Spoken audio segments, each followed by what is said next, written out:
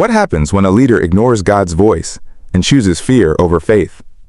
This is the story of King Zedekiah, the last king of Judah, whose decisions led to national collapse, exile, and destruction. Zedekiah wasn't the strongest king. He wasn't even the first choice.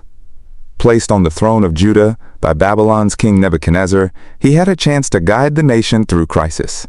But instead of leading with courage and trusting God, Zedekiah's reign became a tragedy of compromise, fear, and broken promises. God sent Jeremiah with clear warnings.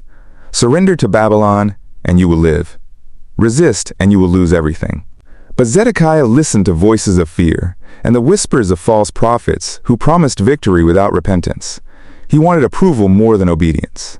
He wanted safety without surrender, and in the end, his indecision became his downfall. When Babylon returned to destroy Jerusalem, Zedekiah tried to escape through a secret passage in the night, but he couldn't run from the consequences of his choices.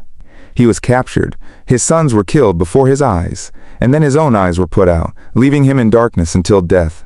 The temple was burned, the city reduced to ashes. The people of God carried away into exile.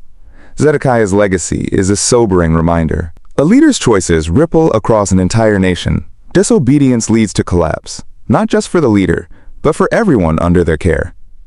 But here's the hope.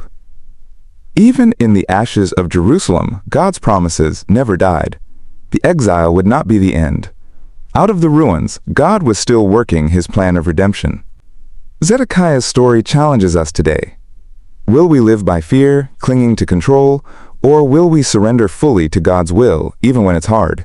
Because in every generation, the rise or fall of hearts, homes, and even nations depends on whether we choose obedience to God or the deception of false security.